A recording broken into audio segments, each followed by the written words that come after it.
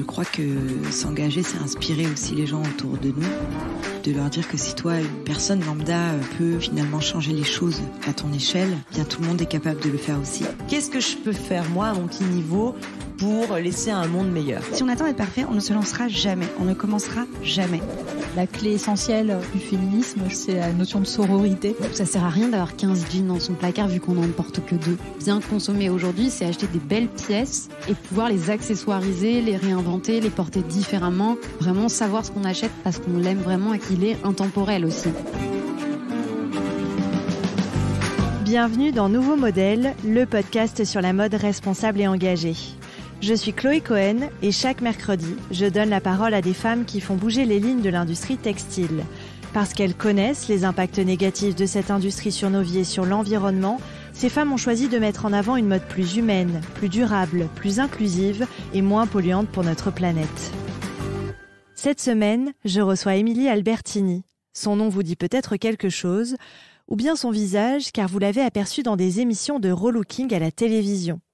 Après une longue carrière à l'écran, Émilie a préféré raccrocher la caméra et créer sa propre entreprise. Elle a lancé une méthode d'accompagnement pour apprendre à s'aimer tel que l'on est, pour apprendre à aimer ses vêtements, à se réapproprier son dressing et pour arrêter de surconsommer. Elle a appelé cette méthode The Dressing Therapy. Je vous conseille aussi d'écouter son podcast du même nom pour arrêter de succomber aux achats compulsifs. Avec Émilie, on a parlé du fléau de la surconsommation, de l'expression « être à la mode » qui n'a plus vraiment de sens aujourd'hui. On a échangé sur l'importance de la transmission et elle m'a même montré un trésor légué par sa grand-mère. Je vous souhaite une très belle écoute. Bonjour Émilie. Bonjour Chloé. Merci beaucoup de me recevoir en plus dans ton petit studio à Paris, c'est hyper chouette. Alors première question d'introduction, on va remonter un petit peu dans le temps en arrière pour que tu nous parles de ton enfance. Où est-ce que tu as grandi? Quel genre d'éducation tu as reçu de la part de tes parents? Ça nous permettra de mieux te connaître. Alors j'ai grandi en Corse avec un grand frère et j'ai reçu une éducation je dirais classique des années 80, un peu sévère, un peu rigide. Mais bon, voilà, de toute façon, je suis partie assez tôt, parce que je suis partie à 18 ans, tout juste 18 ans, je suis partie à Paris faire mes études, toute seule, enfin avec mon frère, mais voilà, j'ai pu goûter aux joies de la liberté de la vie d'étudiante. De l'indépendance. Ouais. Ok. Et justement, pour parler de ton parcours, tu as passé énormément de temps, plus de 15 ans à la télévision. Oui. Notamment en tant que chroniqueuse pour des émissions de mode. Mm-hmm. Alors comme Nouveau Look pour une nouvelle vie sur M6. Je la cite parce que peut-être ça parlera à quelques auditrices, auditeurs. Moi, c'est celle qui m'a fait le plus Oui, il y a tilt. aussi Change de Look. Vraiment, c'est celle qui m'a fait peut-être le plus connaître du grand public. Bon, j'avais commencé bien avant sur France 5. Mais effectivement, voilà, globalement, les émissions où il y avait de look dedans, tu peux être sûr que pendant 15 ans, j'y étais, quoi. Mais oui, Change de Look, l'atelier de la mode, Nouveau Look, j'ai fait plein d'émissions, effectivement, de mode à l'antenne et hors antenne aussi. Ouais. Et qu'est-ce que tu retiens de ces 15 années? Alors, c'est pas évident de résumer 15 ans d'une vie, mais qu'est-ce que tu retiens de ces expériences à la télévision? Écoute, ce que je retiens, c'est que déjà, j'ai plus envie d'en faire. Voilà, ça c'est mon premier, ma première impression. Alors, il faut jamais dire jamais, parce qu'on sait jamais justement les projets qu'on me proposerait éventuellement, qu'on m'a déjà d'ailleurs proposé et que j'ai décliné. En fait, ce que je retiens, c'est Attends, il faut que je réfléchisse un petit peu parce que je voudrais donner quelque chose de positif. J'ai aucune aigreur vis-à-vis de la télé, même si on peut en avoir. Je pense que tu as reçu beaucoup de gens qui ont changé de vie, qui ont changé de cap et souvent c'est motivé par un trop-plein, par un ras-le-bol, etc. Donc ça a été aussi mon cas à la télé. Mais en tout cas, ce que je retiens de ces années, c'est d'avoir réussi à apprendre à parler au plus grand nombre, avoir le discours le plus démocratique possible quand tu bosses sur des émissions d'M6, surtout en mode, on te dit que devant la télé, il y a que des gens qui a priori, sont pas intéressés par la mode. Donc il faut que tu puisses les captiver, les capter. Donc ça peut être des mecs, des jeunes, des vieux, tout, voilà. Et ça permet quand même d'élargir son auditoire et de se rendre compte que, effectivement, le discours mode, il doit être adapté. C'est un discours qui peut sembler élitiste ou appartenir à un autre monde. Et en fait, j'ai appris je pense que c'est ça. J'ai appris à parler au plus grand nombre. J'ai appris à tenir des cadences infernales, vraiment, que ce soit à l'antenne ou en montage. Ça, c'est des métiers qu'on peut faire quand on n'a pas d'enfant, parce que c'est du... c'est du quasiment 24 heures sur 24. C'est aussi des voyages et tout. Donc voilà, j'ai appris un peu à résister. Et surtout, le plus grand enseignement, et j'ai appris évidemment la mode, le relooking, plein de choses, justement en m'entraînant sur des vraies candidates, des vrais gens. Mais voilà, ce que je retiendrai vraiment, c'est d'avoir pu avoir tous les outils et les réflexes pour parler au plus grand nombre. Ouais, ce qui est intéressant, effectivement, de démocratiser un peu la mode en quelque sorte. Et qu'est-ce qui t'a attiré au début justement dans la mode ? Pourquoi t'être tournée vers ce métier de chroniqueuse pour des émissions mode ? Alors, j'étais pas du tout partie pour faire ça. Pas du tout. J'ai toujours aimé m'habiller, j'ai toujours aimé les fringues, j'étais coquette, comme dirait ma mère. Mais ça n'a rien à voir. Moi, j'étais en stage, je faisais un stage, je devais végéter en maîtrise ou en DESS, je sais plus. Et j'ai fait un premier stage, non, c'était pas le premier. J'avais auparavant fait un stage avec Mireille Dumas, parce que je voulais vraiment, à partir de la licence, je voulais vraiment être journaliste. Donc, j'avais commencé à faire des stages. Et j'étais à Canal, une émission produite par Jean-Luc Delarue. J'étais donc stagiaire à la rédaction. Et en fait, j'avais toujours mes petits looks et je me suis fait un peu repérer comme ça. Et la femme de mon rédacteur en chef de l'époque, enfin sa fiancée de l'époque, m'a appelé l'été. Donc après cette saison, tu sais, en télé, on fonctionne par saison, c'est comme des années scolaires. Donc au mois d'août, j'ai reçu un coup de fil et elle m'a dit, écoute, je vais m'occuper d'une émission de mode à la rentrée sur France 5.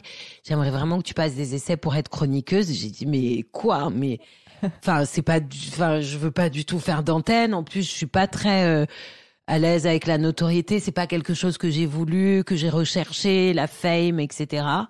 Bon, n'ayant pas de boulot quand même, je me suis dit, je vais quand même tenter le coup. Et voilà. Et voilà comment j'ai commencé. T'as commencé ta carrière comme ça. Oui. Ok. Et en 15 ans, comment a évolué ton rapport aux vêtements ?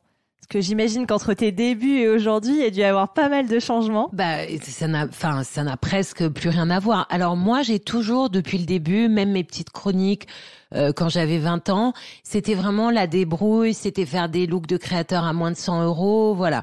Donc c'est vrai que pour pouvoir proposer des looks pas chers, puisque c'était mon rôle dans l'émission, j'étais obligée de me tourner vers la fast fashion, qu'on n'appelait même pas comme ça à l'époque. C'est vrai qu'H&M venait d'ouvrir à Paris, des Zara, il y en avait pas tant que ça. Et pour nous, les petites jeunes de l'époque, comme les petites jeunes d'aujourd'hui, hein, on va pas se mentir, c'était vraiment, si tu veux, un boulevard mode où tu pouvais enfin t'habiller comme les grands créateurs à petit prix, etc. Donc quelqu'un m'a envoyé récemment sur Instagram une vidéo de moi, un street style pris dans la rue. Alors ce qu'il y a de drôle, c'est que je suis pas du tout habillée dans ces marques-là, hein, puisque ce jour-là, j'allais à un défilé, donc même si je suis plutôt casual, mais j'ai que des jolies marques sur moi, enfin voilà. Et je dis franchement, H&M, Zara, c'est le top. Je suis vraiment un gros truc dessus. Alors, je ne peux pas nier que oui, c'est le top. C'est vrai que c'est le top. D'un point de vue mode et d'un point de vue finance, tu peux pas rivaliser. C'est bien pour ça que ça écrase toutes les petites marques et tout ça. Mais depuis quelques années, il y a quand même une vraie prise de conscience sur l'impact de ces marques-là. Mais pas seulement, elles sont diabolisées, mais il y a beaucoup d'autres marques, même estampillées, marques françaises qui ont aussi leur rôle dans cette industrie qu'on connaît ultra polluante. Voilà. Ouais, donc il y a eu et tu sais à quel moment ça a basculé ? T'arriverais à dire à quel moment t'as pris conscience un peu des dérives de l'industrie textile ? Il y a eu plusieurs paliers. Je pense que déjà, au moment des soldes, d'avoir vu autant de chiffons suspendus, froissés, en boule par terre, justement, dans ces magasins-là, très souvent, je me disais, c'est écœurant à la fin de voir tout ça. Et puis, je pense que la naissance de mes filles, ça a été un processus un peu comme tout le monde, hein, comme le tri des déchets, comme toute cette prise de conscience. Et puis, l'actualité écologique n'aidant pas chaque jour, je pense que la prise de conscience, elle est vraiment... un peu comme ça. Continue, quoi. Un peu continue. Et puis, je pense que l'âge aussi, il y a un côté moins insouciant de plus en plus. Quand on a 20 ans, on s'en fout. On croit qu'on est éternel. Quand on en a 40, on dit non, on va mourir. Donc, voilà. C'était un peu, un peu petit à petit, en fait. Au fil du temps, des événements de ma vie et des événements extérieurs, de l'actualité. Bien sûr.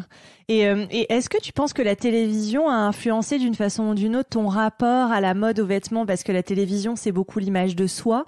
Est-ce que chez toi, je sais pas, t'as eu encore plus envie de t'habiller? Est-ce que ça a provoqué quelque chose? Non. Non? Non, pas du tout. La télévision que je faisais n'avait rien de mode.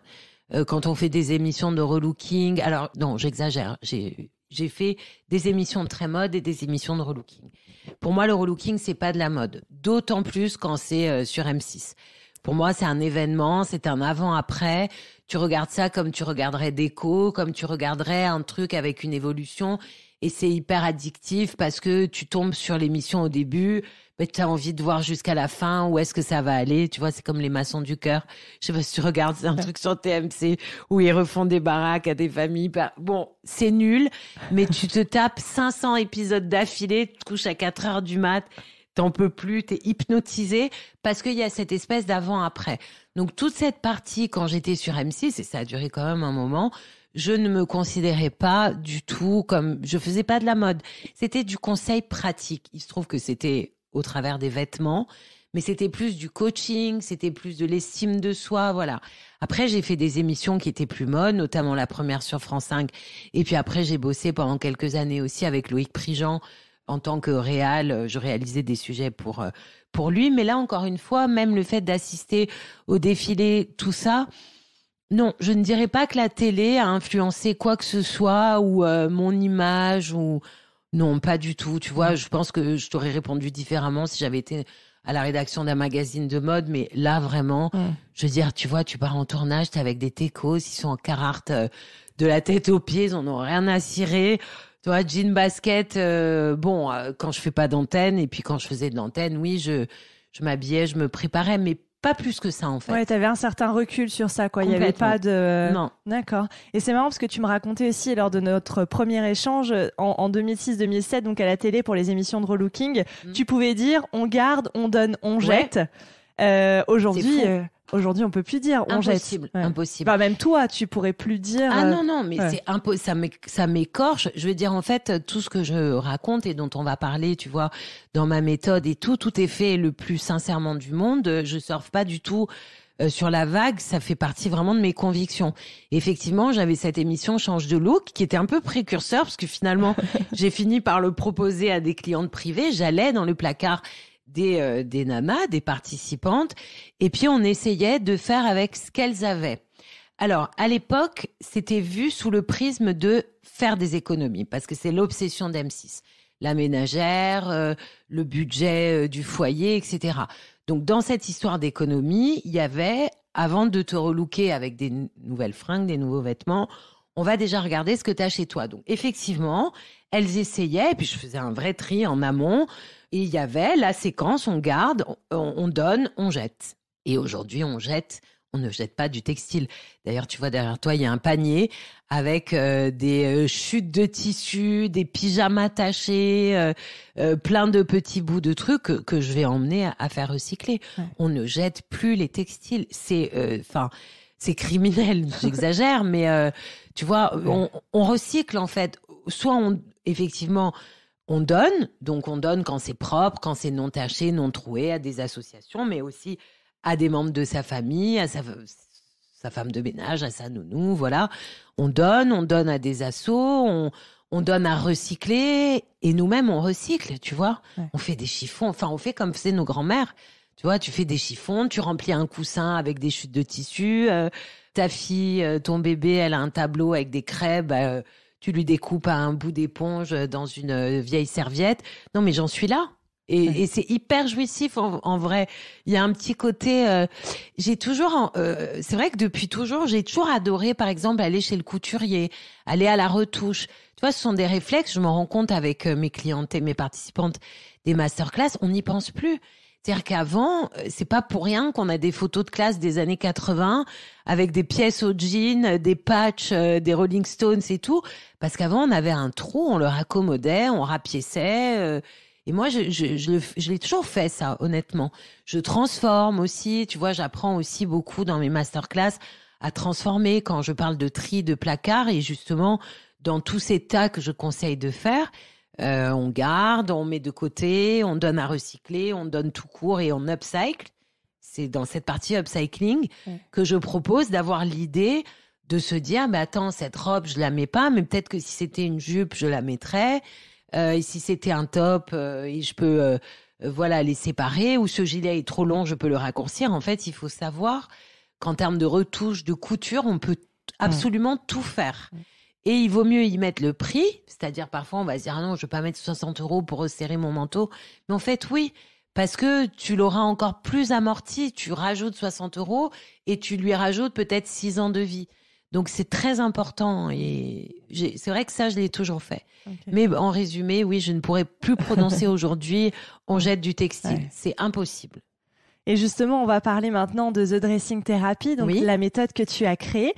Déjà, en introduction, est-ce que tu peux nous décrire ce que c'est simplement pour celles et ceux qui ne connaîtraient pas cette méthode ? Alors, The Dressing Therapy, c'est une méthode que j'ai déclinée d'abord pour mes clientes privées chez qui je me déplaçais et depuis la fin du confinement sur Zoom sous forme de masterclass. C'est une méthode qui consiste à faire une thérapie à travers son dressing, comme son nom l'indique. En fait, tout ce que je viens de te dire, ça regroupe un peu la philosophie de cette méthode, à savoir, on fait du tri, on fait d'abord avec ce qu'on a dans sa garde-robe, on investit dans les bons basiques et pour longtemps. Et puis après, évidemment, c'est accompagné de tous les conseils morpho, les conseils mode, les conseils shopping. Mais c'est vraiment une espèce de guide, comme une bonne copine qui s'y connaît en mode et qui va te donner tous les tips pour faire des économies, pour arrêter de surconsommer, pour investir dans les bonnes pièces, pour être à l'aise. Et tout ça, ça t'aide en fait à te sentir mieux, ça t'allège l'esprit, puisque on le sait, hein, le tri, le rangement, désencombrer, ça marche dans son foyer, mais ça marche aussi dans sa tête. D'où cette notion de thérapie que je décline à chaque masterclass. La prochaine, ce sera The Vintage Therapy. On a eu The Basic Therapy. Parce que, ce sont c'est des vraies thérapies. Aujourd'hui, c'est très à la mode de voir des thérapeutes, de se faire soigner, d'avoir 150 000 coachs autour de soi. Je me suis rajoutée à la longue liste des coachs. Voilà. Ouais, c'est se sentir à l'aise et bien, en fait, se réconcilier avec son dressing. Se réapproprier, en fait, son dressing, parce que crois-moi que quels que soient les moyens des nanas, et j'ai fait des femmes avec vraiment de tout petits budgets, notamment quand j'étais sur M6. Vraiment, quand je dis petit budget, c'est avec des SMIC, etc. Crois-moi que les placards de tout le monde débordent. Alors après, ils débordent de marques de créateurs ou de marques de supermarchés, parce que voilà, les femmes achètent entre 2 paquets de lessive et un paquet de couches. Elles prennent un pull, un t-shirt, il y a une promo, un truc, et ça s'accumule. Donc, quels que soient les moyens qu'on a, on a globalement trop d'affaires qu'on ne porte pas. Donc, c'est culpabilisant. On se dit, punaise, tout cet argent dépensé pour rien. Et plus on en a, et moins on arrive à y voir clair, et moins on a de look et d'idées le matin, et plus on est vénère, et plus on part au boulot en crise, et voilà, la journée est gâchée. C'est ça, c'est un cercle vicieux. C'est un cercle vicieux. Alors que si tu ouvres ton placard et que dedans, tu sais que tu as que des jeans qui te vont, que des affaires qui mix and match ensemble, mais quel bonheur, et puis quel temps gagné. Et après, tu as les idées toutes claires. Mais moi, je le vois, en fait, tout ce que je propose, je me l'applique à moi-même. Tu as les idées claires, tu sais exactement ce qui te manque, puisque tu as fait ton tri, puisque tu as tout réessayé, puisque tu t'es dit, OK, ce jean, ça fait 20 ans que je le garde, il me va pas. Voilà, j'assume, il ne m'ira plus, je n'aurai plus le corps de mes 20 ans, je vais le donner ou je vais l'upcycler, je vais couper un short, voilà. Mais en tout cas, faire la paix avec son dressing, se réapproprier son dressing, mais aussi son look, son self-esteem, sa fantaisie. Voilà, j'essaye aussi vachement d'encourager toutes les femmes, et c'est en ça que je m'éloigne du discours mode traditionnel, à ne pas suivre la mode, à faire avec ce qu'elles ont, à suivre leur instinct, leurs envies, à tenter des choses. Tu sais, enfin, c'est pas pour faire de la philosophie à 2 balles, mais là, on sent que quand même le monde est en train de tourner un peu au vinaigre.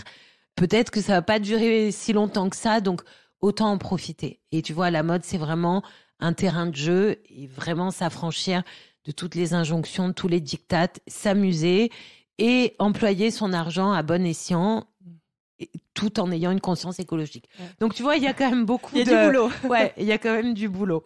Ok, c'est hyper intéressant. Et qu'est-ce qui t'a donné l'envie de démarrer cette thérapie, la toute première? Quel a été le déclic, peut-être? Écoute, le déclic, c'est que j'étais enceinte de mon 2e bébé. Donc, c'était il y a 2 ans. Je venais de terminer une émission que j'aimais beaucoup, qui s'appelait Belle comme un camion, qui était diffusée sur Elle Girl, et qui était très sympa. Et cette émission s'est arrêtée parce que la chaîne a cessé de diffuser. Et je me suis dit, ok, en fait, j'ai 39 ans. J'en ai marre d'être tributaire et des producteurs, et des programmes, et des diffuseurs. J'ai fait le tour de la question, qu'est-ce que je peux faire? Qu'est-ce que je sais faire? Et je me souviens, sans prétention, de m'être dit, j'ai quand même de l'or entre les mains avec ce que je sais faire en relooking. Parce que c'est pas... c'était ton métier, en fait. Oui, en fait, j'ai une spécialité. Ouais. Moi, j'avais quand même cette spécificité, j'avais cette compétence-là. Donc, je me suis dit, il faut que j'en fasse quelque chose. Pendant longtemps, en fait, je dois te dire que j'ai été un peu dégoûtée du relooking. En tout cas, la façon dont j'envisageais, je m'étais dit, je veux plus jamais en faire. Parce que, bon, voilà, des conditions un peu compliquées, des gros barnums, des grosses émissions, des candidates avec, des passés, des vies. Enfin, pour moi, c'était un peu trop pathos, un peu trop compliqué à gérer. J'avais dit, ne me parlez plus jamais de relooking. Je veux plus jamais en entendre parler. Et tous les ans, je refaisais une émission de relooking. Mais à chaque fois, en l'améliorant, en imposant d'être rédactrice en chef pour pouvoir un peu avoir la main sur le contenu, édito, etc. Bon, bref, tout ça pour te dire que finalement, j'y suis revenue. Donc, comme quoi, je suis vraiment, voilà, c'est mon destin. Et je me suis dit, je vais proposer mes compétences à des clientes privées parce que je le faisais beaucoup pour mes copines. C'est-à-dire, oh, s'il te plaît, viens dans mon placard. Donc voilà, je l'ai fait pour des copines en Corse, je l'ai fait pour mes copines à Paris. Et c'est vrai qu'en fait, il y a un côté magique, c'est le rêve. Mais moi, si quelqu'un venait le faire chez moi, mais je serais hyper contente d'avoir quelqu'un qui vient, qui te trie tout, qui te remet tout d'équerre, qui te dit ça te va, ça non, ça vient, on fait autre chose et tout. Bon, et je me suis lancée comme ça, from scratch, comme on dit dans le... Je déteste cette expression. Je sais pas pourquoi je l'ai employée.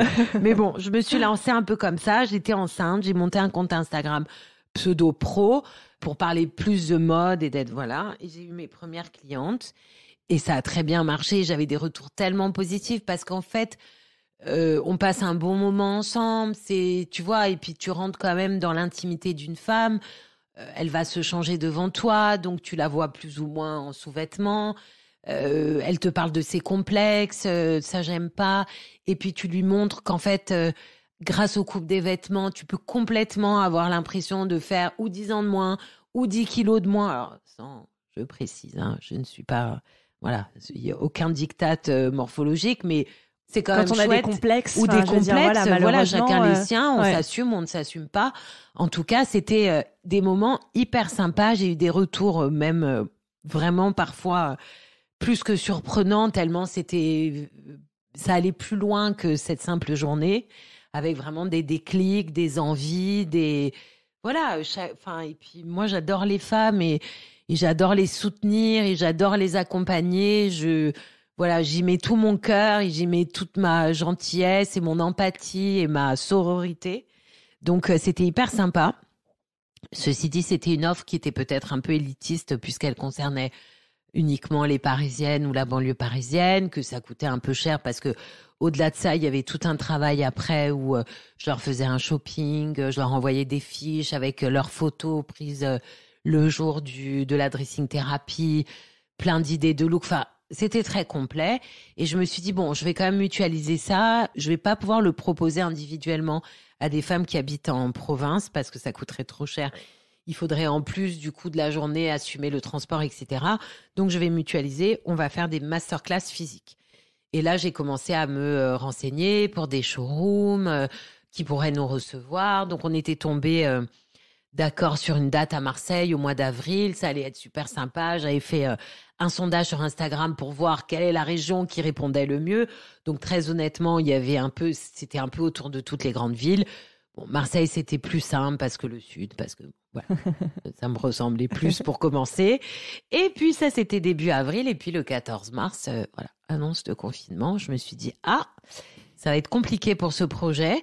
Et puis, je me suis dit, on verra. De toute façon, personne ne savait que un an après, on en serait toujours là. Donc, on reporte. Alors, j'ai des posts Instagram assez drôles. C'est pas grave, allez, on remet ça au mois de mai. Je vous donne rendez-vous en mai. N'importe quoi. Tu vas donner rendez-vous à personne. Tu vas rester chez Watt parce que c'est pas possible. Et pendant le confinement, j'ai fait pas mal de lives, voire plein. Je savais pas ce que c'était un live. Hein. Je savais pas qu'il y avait l'option sur Instagram, mais il y a eu cette mode des lives à fond. Et j'ai commencé à en faire 1, 2, 3, 4, 5 pour des marques. Et je voyais à quel point, finalement, ça marchait bien. Juste comme ça, oralement. En fait, encore une fois, j'en reviens à ce que je disais au début de ce podcast. J'ai tellement été habituée à parler au plus grand nombre, à détailler. M6, tu sais... Enfin, j'ai l'impression que je fais que parler d'M6. Je sais pas ce que j'ai aujourd'hui. Bon, voilà, je leur fais une dédicace. M6, t'as l'ordi, c'est filmé. Tu ouvres ton ordi, la voix off dit « Elle ouvre son ordi ». Bah oui, on avait vu. C'est très comme ça.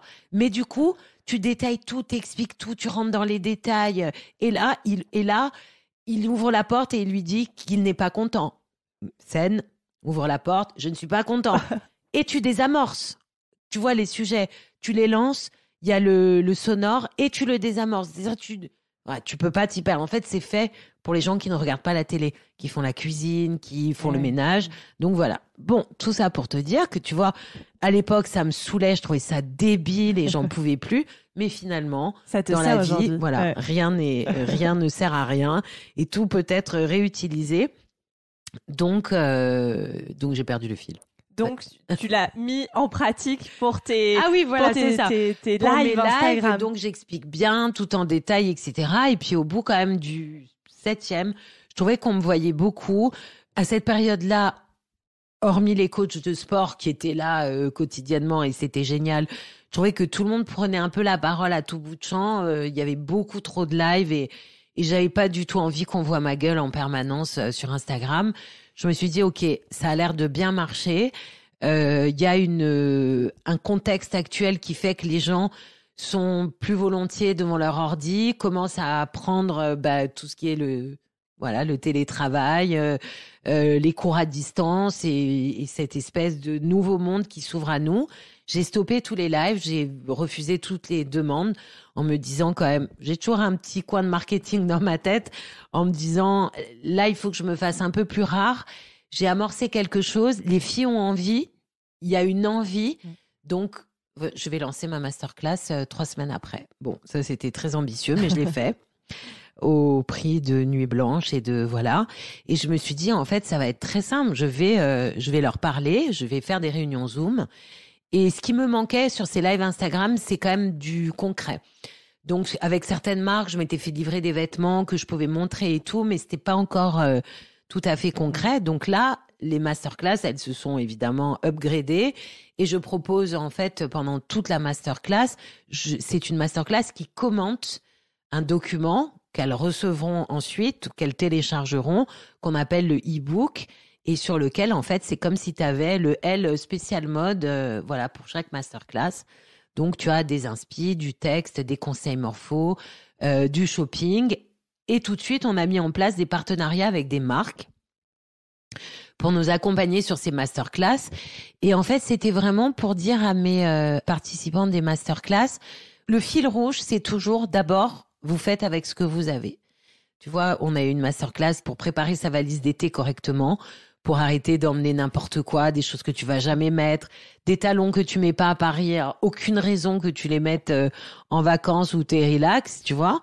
Et dans le choix de ces partenaires, je mets un point d'honneur à ce que, déjà, à mettre en lumière des petites marques, des marques inclusives, des marques qui se lancent. Là, vraiment, tu vois, la prochaine sur la vintage thérapie, je vais faire que ça. Ça va être que de la seconde main. Donc, on va être complètement dans ce sujet d'upcycling et d'arrêter de surconsommer. Donc, je mets vraiment en lumière ces petites marques-là. J'essaye que ce soit des marques françaises le plus possible, hein, même si parfois elles sont implantées en Espagne, mais en tout cas, c'est des marques françaises, c'est fabriqué en Europe. Tu vois, on a une marque de lunettes qui s'appelle Pantos, qui a été partenaire avec nous sur 2 masterclass. C'est des gens qui se démènent, en fait, pour proposer de la bonne qualité, de la fabrication française ou européenne, avec une belle éthique, avec... voilà, j'essaye vraiment de faire travailler ces marques-là, de les mettre en lumière. Et je trouve que c'est aussi mon devoir, puisque je prends la parole et que je suis quelque part écoutée, en tout cas par mes participantes, d'encourager, puisqu'on dépense autant d'argent dans la fast fashion, avec des gens qui n'ont pas besoin de nous, des Amazon. De toute façon, le monde entier ne pourra pas être éduqué. Donc, il y a toute une partie de la planète qui va continuer à acheter. Donc, nous, c'est pas grave. On va pas leur manquer. Mais si à chacun individuellement peut prendre conscience de ça, c'est comme de se dire, bah oui, moi je trie mes déchets, mais mon voisin ne le fait pas, bah c'est pas grave. C'est ta petite pierre à l'édifice, et puis c'est le fameux battement d'aile du papillon. C'est ça. Qui va déclencher quelque chose le fameux cercle vertueux, quoi. Ouais, donc voilà. Ok, ouais, non, mais c'est chouette. Et justement, pour parler des marques avec lesquelles tu travailles dans les e-books, donc tu le dis, hein, il y a toutes ces marques un peu éthiques, responsables que tu tentes de mettre en valeur. Tu essaies aussi de t'adresser au plus grand nombre. Donc il y a aussi des marques avec des budgets un peu plus bas. Ah ben il y a Zara, H&M, Mango. Et tu me disais que tu faisais toujours preuve de transparence en disant, alors c'est H&M, c'est Zara, attention. On ne connaît pas tout, on ne sait pas dans quelles conditions c'est fabriqué. Enfin voilà, il y a une partie un peu de pédagogie, j'ai l'impression, d'éducation. Mais en plus, moi, je suis pas là pour imposer quoi que ce soit. Chacun est en phase avec ses convictions. Il y a peut-être des femmes qui n'y sont pas encore arrivées, qui privilégient, leurs moyens. Donc moi, je ne suis pas du tout donneuse de leçons. Je suis obligée, effectivement, dans mes masterclass, de proposer des tout petits prix. Je propose aussi des choses très luxe, c'est-à-dire que si je vais te proposer un trench coat, je vais te proposer le Burberry qui est le plus cher, mais qui est l'intemporel, que tu garderas toute ta vie, mais qui a les moyens de se payer un article à 3000 balles. Bon, tu vois, ça dépend de plein de facteurs. Et puis, je vais te montrer le Mango qui coûte 59,90 €. Alors, j'essaye le plus possible, quand je choisis ces marques-là, de taper dans leur marque éco-consciente, même si on sait que c'est pas mal de greenwashing et qu'avant d'être une marque 100% transparente, il s'agit pas que de coton bio recyclé, il s'agit de conditions de travail des salariés, enfin d'empreinte carbone, de quantité. Donc voilà, on le sait. Mais je me dis que quand même, voilà, c'est déjà encore une fois une petite pierre à l'édifice qui t'a acheté dans ces marques-là, que je ne diabolise pas de toute façon. Autant acheter le plus éthique possible. Ça peut encore m'arriver de m'offrir un blazer Zara parce qu'il est pas cher, parce que c'est sympa et puis parce que voilà, ils sont très bons. Il n'y a pas à discuter là-dessus. Ce que j'essaye d'enseigner le plus dans ma prise de parole, c'est de ne pas surconsommer.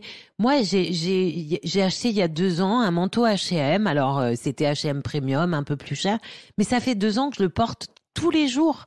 Donc, oui, c'est pas une question de ne plus jamais acheter chez ces marques-là. C'est une question d'arrêter de multiplier les achats parce que ça coûte 49,90 €. C'est plus ça l'idée. Moi, j'essaie de leur apprendre à acheter des choses qu'elles vont garder le plus longtemps possible, d'arrêter avec la fringue jetable. Voilà, c'est tout. Après, je conseille des choses et puis moi-même, je porte des jeans Zara, des trucs Mango, ça m'arrive, bien sûr, mais je ne le fais plus comme avant. C'est-à-dire que c'est plus « Oh, je m'en fous, de toute façon, ça coûte 20 balles, au pire des cas, je le mets 2 fois. » Ça, on l'a beaucoup entendu et on l'a beaucoup prononcé. Mais moi, je l'ai fait aussi. Mais bien sûr.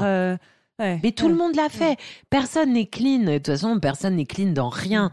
Tu vois, c'est compliqué. Mais si on peut avancer, mûrir vis-à-vis de ça, voilà, moi, maintenant, ma stratégie, c'est de me dire, je ne l'achète que si je suis sûre de le porter, si je suis sûre que je ne l'ai pas déjà, et si je suis sûre de savoir avec quoi le porter. Voilà. Et ça peut être un truc à 10 balles comme un truc à 1000 balles. Voilà. Ouais. Et puis, il y a cette notion d'économie virtuelle aussi, dont tu aimes bien parler sur... J'adore. C'est très drôle que moi, je dise ça, la meuf la plus panier percée du monde. Mais voilà, j'ai inventé un concept d'économie virtuelle. Enfin, j'ai inventé. Non, c'est rien d'inventé. En fait, ça me vient des applications quand t'arrêtes de fumer. Tu sais, qui traduisent le nombre de jours arrêtés en voyage que tu peux, enfin, tu vois, les économies faites, ils te les transforment. Et c'est vrai que tu te dis, ah oui, c'est vrai, une semaine à Punta Cana contre 3 mois de clope, voilà. Et en fait, ces économies virtuelles, c'est très simple. C'est un petit contrat, un petit pacte qu'on passe avec soi-même. Et on se dit, voilà, c'est un jeu. En fait, il faut le prendre comme un jeu. Et quand c'est un jeu, du coup, moi qui suis assez joueuse, ça devient assez intéressant. En fait, chaque fois que tu as une pulsion, mode, soit que tu es dans un magasin, soit que tu vois sur une influenceuse, ou tu surfes sur un e-shop, déjà, il y a tout dans ces économies virtuelles, il y a tout un process à mettre en place. Déjà, on n'achète pas le soir, on n'achète pas dans son lit, on n'achète pas avant de se coucher, parce qu'on ne sait pas quoi faire, on vient de binger une série toute la soirée. Tiens, j'ai préenregistré ma carte bleue. D'ailleurs, on ne préenregistre pas sa carte bleue sur les sites marchands, parce que ça, c'est pire que tout. Et on n'achète pas le soir. On dort toujours, comme sur tout, comme sur ses décisions, comme sur tout. On s'endort sur ce qu'on voulait et le lendemain, on ne sait même plus qu'on voulait ça, ou alors on se dit « Oh non, je m'en fous, j'en avais pas besoin ». Donc, déjà, il y a ces premières pulsions, il y a des petits outils à mettre en place. Des achats refuges, voilà. Un t-shirt n'a jamais soigné une dépression. Éventuellement un sac Chanel, oui. Ça, je veux bien. Tu vois, des choses de qualité qui coûtent très cher. Je peux me remettre d'une contrariété si tu m'offres un petit Chanel, mais pas, tu vois, pas un truc à la con comme ça. Et les économies virtuelles, c'est chaque fois que tu as une pulsion, tu mets de côté cette somme sur ton téléphone, tu la notes ou sur un bout de papier. Tu vois? Ah, c'est pas cher, vas-y, c'est au Monop, je fais mes courses, il y a un sweat qui est pas mal à 19,99 €, je le prends, qu'est-ce que c'est 20 balles? Eh ben non, tu notes 19,99 €, et puis la fois d'après, t'as économisé 12, et puis la fois d'après 59, et puis etc. Et finalement, à la fin du mois, t'arrives vite, si tu suis vraiment toutes tes pulsions, celles que t'aurais achetées ou pas achetées, t'arrives vite dans les 500 balles en fait. 3, 4, 500 balles économisées. Et là, tu décides de les réemployer dans quelque chose de plus cher qui te faisait envie. Le nombre de fois que j'ai repoussé l'achat d'un vêtement et en attendant, j'en ai acheté 10. Tu vois, de doudounes qui coûtaient 1000 balles. Attends, c'est trop cher, 1000 balles pour une doudoune. Et tu passes 5 ans à en acheter une à 200, l'année d'après 79. Et en fait, tu aurais pu te la payer, tu en aurais une seule. Tu aurais de la place dans ton placard. Finalement, c'est celle-là que tu voulais. Bon, voilà, tu vois, c'est des goals comme ça.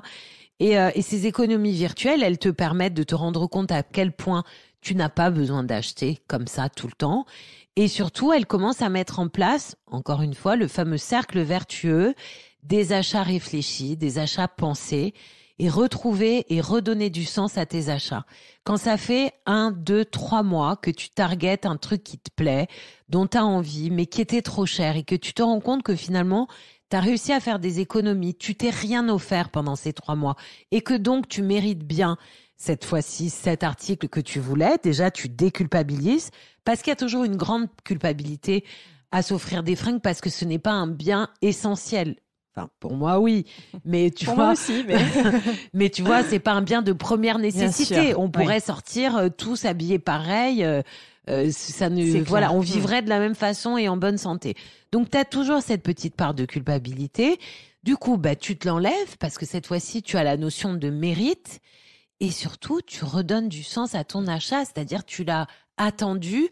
Comme tu as attendu ta doudoune Chevignon quand tu avais 12 ans et que tu as supplié tes parents de l'avoir. Je parle pour moi, mais tout le monde a des souvenirs comme ça, de bottes ou de trucs qu'on a voulu ado et qu'on n'a pas eu en un claquement de doigts. En tout cas, moi pas. Et tu sais, tu te réveilles le matin, tu es contente parce que tu sais que t'as tes bottes ou t'as ton truc, parce que t'es ado, tu vas les porter au collège, t'as l'impression que la terre entière te regarde avec ça. Et ben c'est un peu pareil à l'âge adulte en fait. C'est redonner du sens, retrouver la joie d'acheter quelque chose et du coup cet objet que tu as payé cher, que tu as attendu, tu as peut-être même galéré pour l'avoir, ben tu vas en prendre soin. C'est fini l'achat chiffon ou le sac qu'on jette par terre ou le truc qu'on met en boule. Bah, t'en prends soin. Limite, tu le mets dans du papier de soie, tu bourres ton sac, tu le mets bien et tu redonnes encore une fois du sens à ta garde-robe, un peu comme le faisaient nos grands-mères qui prêtaient une grande attention et un grand soin à leurs vêtements, que ce soit en les raccommodant, en les mettant encore une fois dans des boîtes à chapeaux, du papier de soie, des housses. Tu vois, un blazer que tu as payé 500 balles, tu vas l'emmener au pressing. Un truc Zara, t'es à 2 doigts de le mettre à la machine. Et le pire, c'est qu'il ressort, il est nickel. Tu vois, parce que c'est comme le McDo. C'est prévu pour ne pas être, tu vois, c'est pour pas être défectueux. C'est tellement plein de polyester et de matière comme ça que oui, tu fous à la machine et puis finalement, ça s'abîme et puis voilà. Alors que tout le reste, tu vas en prendre soin. Ouais. Redonner du sens, c'est aussi s'inscrire dans cette démarche un peu plus écolo de freiner la surconsommation et acheter peu mais bien et garder longtemps.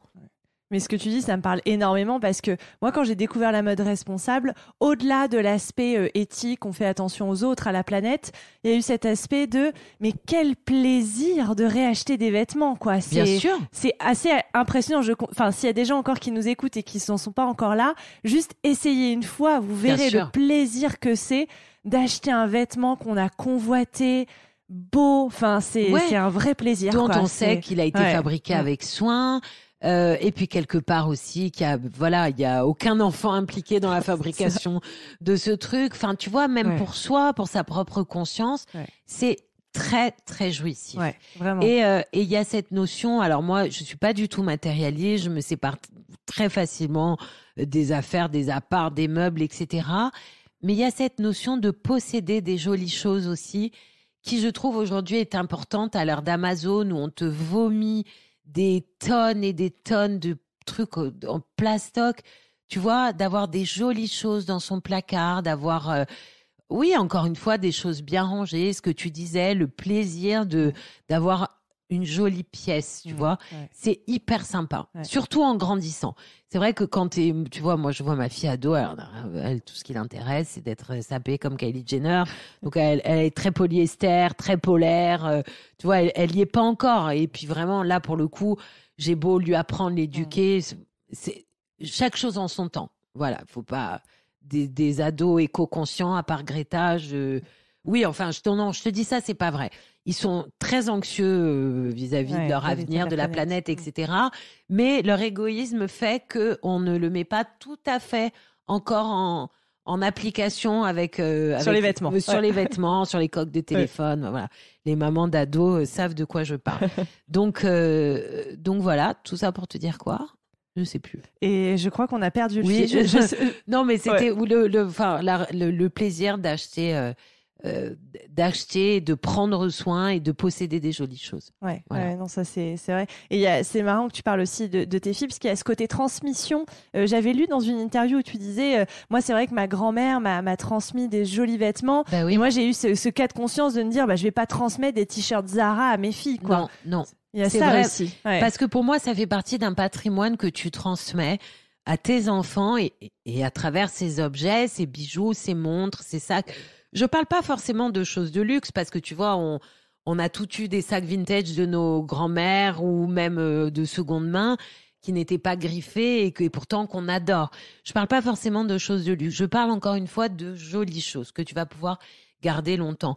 Pour moi, l'héritage, la transmission, c'est évidemment toutes les valeurs que tu transmets à tes enfants, ton éducation, tes codes, etc. Mais il y a aussi ce qu'ils vont pouvoir garder de toi.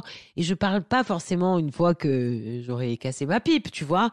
Même à 15 ans, tu vois, le premier joli cadeau, tiens, c'est cette bague que justement j'ai de ma grand-mère, etc. Donc, on le fait beaucoup avec les bijoux, mais on le fait moins avec les vêtements. Or, effectivement, quand je regardais mes placards à l'époque et je me disais, moi, quand je serai morte ou quand elles auront 20 ans et qu'elles viendront piocher dans ma garde-robe. Bah, tiens, alors, je te propose une chemise Mango. Alors, c'est un peu idiot parce que finalement, si je l'ai portée, si elles ont des souvenirs de moi avec, ça peut avoir son sens, mais je ne crois pas, tu vois. Je crois vraiment la qualité, qu'il faut... quoi. Voilà, la qualité temps, ne tiendra pas dans le temps. Et je trouve, surtout moi qui suis la maman de filles, et peut-être aussi parce que ma mère n'a pas pensé à le faire pour moi, pour nous, parce que voilà, elle est pas matérialiste non plus, donc elle donnait, jetait des trucs Saint-Laurent. Bon, après t'as les boules, mais bon, c'est comme ça. Ça, je l'ai vendu. Bon, bah super. C'est important, je trouve, dans la transmission, parce que au moment où on s'est partagé les affaires de ma grand-mère, et ben, on s'est partagé des bouts d'elle. Des sacs avec son odeur à l'intérieur, des bijoux, des vêtements, des choses qu'elle avait gardées, qui étaient griffées, parce que après, voilà, c'était une question de moyens aussi. Pas tout le monde a des grands-mères avec des sacs Hermès et des sacs Chanel, mais peu importe en fait. Tout le monde, moi j'ai trouvé, voilà, chez mes clientes quand j'allais chez elles, il y en a plein qui avaient des trucs de leur grand-mère, des manteaux, des petits gilets tricotés, parce que c'est génial. Et puis encore une fois, je vais beaucoup en parler dans ma future masterclass. C'est cette explosion du vintage. Maintenant, ça fait 20 ans, mais voilà. C'est génial, encore une fois, c'est jouissif de se dire, ça fait 20 ans que ça existe et moi je le porte. Il y a aussi tout ça. Et puis, elle est belle ta chemise. Bah oui, c'était celle de ma mère ou c'était celle de ma grand-mère.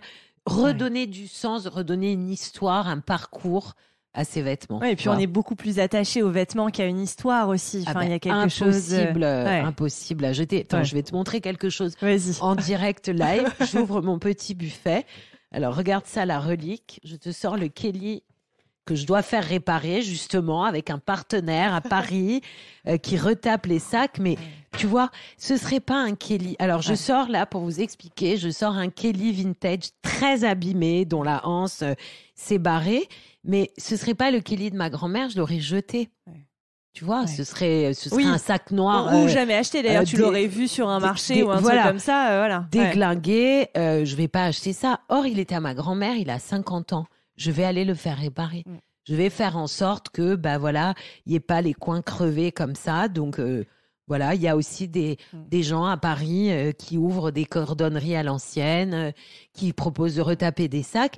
Et une fois que je l'aurai, et ben non seulement il trimballera avec lui toute l'histoire de ma famille et des femmes de ma famille, et surtout, j'en aurais pas acheté un autre. J'aurai ce sac qui sera retapé, refait à neuf. Tu vois, c'est l'histoire encore du couturier. Penser aussi à pas se séparer dès que c'est cassé. Tu vois, c'est comme... raccommoder. Raccommoder. La dernière fois, pareil, j'ai mon aspirateur, mon gros aspirateur traîneau qui coûte cher. C'est un Dyson. Il est un peu cassé. Mon mec me dit, bon, de toute façon, ça y est, il a 5-6 ans, c'est l'obsolescence programmée. Je dis, mais non, il faut le faire réparer. Avant, on réparait. Maintenant, on jette. Allez, on jette. Ça sera une bonne occasion de racheter autre chose. Donc voilà, tu vois, l'histoire de ce Kelly, c'est tout à fait l'histoire d'un sac qui a plus de 50 ans, qui est démonté, défracté et que je vais essayer de sauver. Mais c'est clair, moi le nombre de mes amis qui me disent ah non mais ça je le porte plus parce que les boutons sont partis et moi j'ai le souvenir de ma grand-mère qui raccommodait tout et qui prenait un soin fou à tout raccommoder avec son dé à coudre. Et t'as déjà recousu un bouton toi? Bah je le fais maintenant. Mais c'est hyper jouissif. C'est clair. Ah ouais, moi je le fais maintenant. Tu couds un bouton qui est en folie, t'as l'impression que tu vas sortir la collection Jacquemus, tu vois.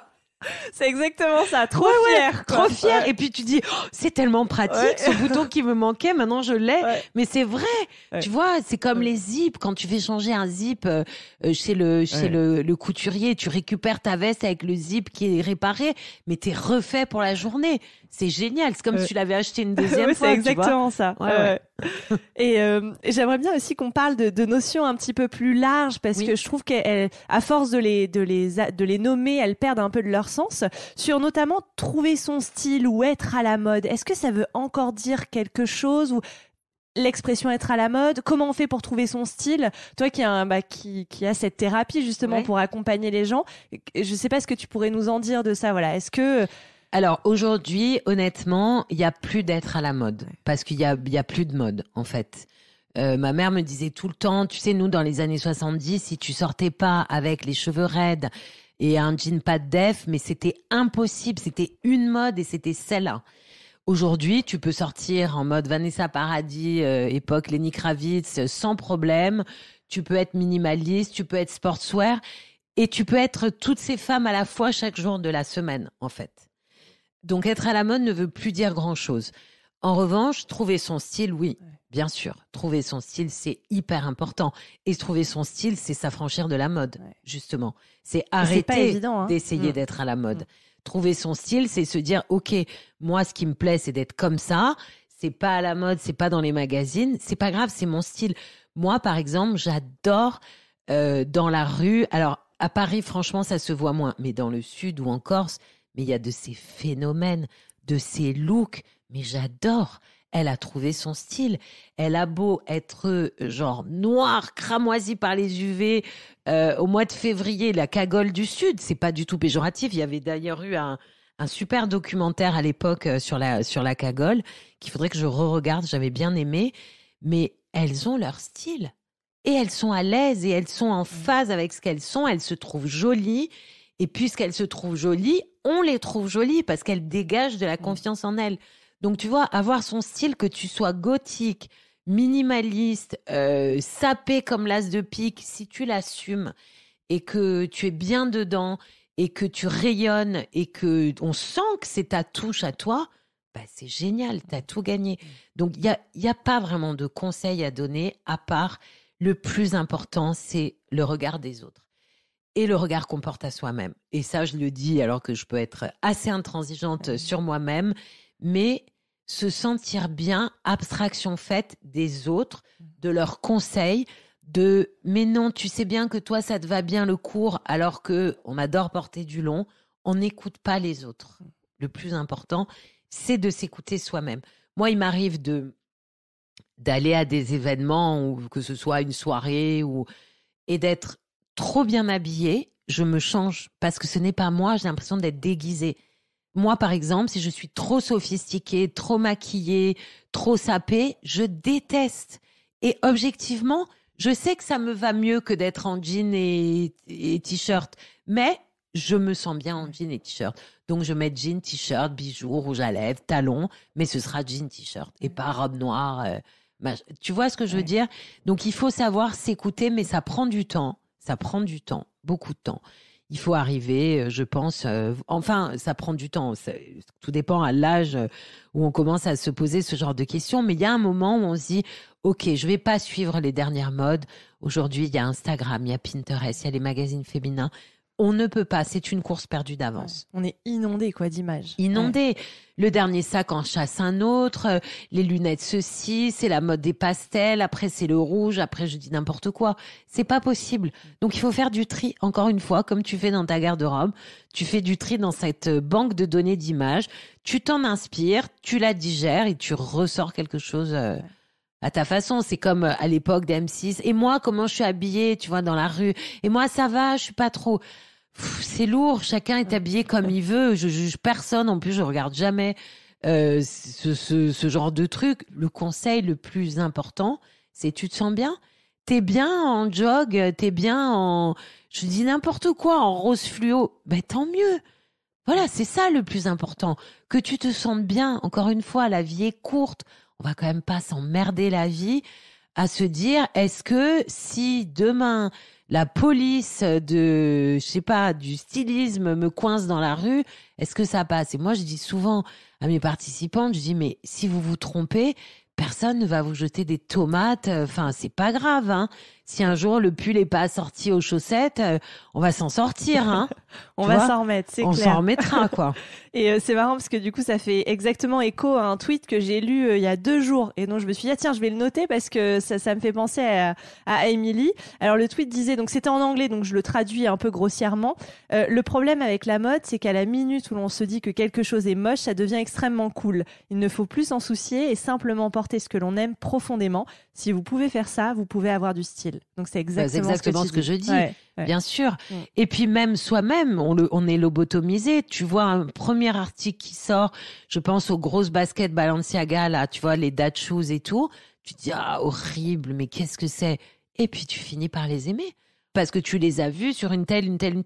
Donc, il faut avoir la tête froide. Il faut pas se laisser influencer. C'est dommage parce que c'est le nom de leur métier, influenceuse. Il faut s'inspirer. J'ai fait une masterclass au mois de juillet qui était l'art de maîtriser le mix and match, qui était vraiment justement pour déconstruire tous les codes, tout ce qu'on a appris. Pas plus de 3 couleurs à la fois, les rayures vont pas avec les carreaux et tout. C'était vraiment apprenez à tout mélanger ensemble.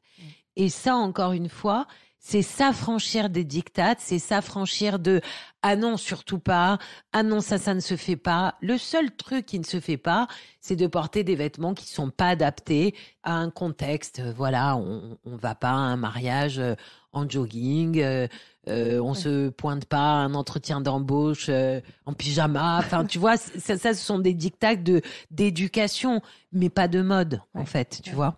Ouais. Non, je suis bien d'accord. Et avant de te poser la dernière question, j'avais noté une phrase lors de notre première conversation et qui m'avait beaucoup parlé.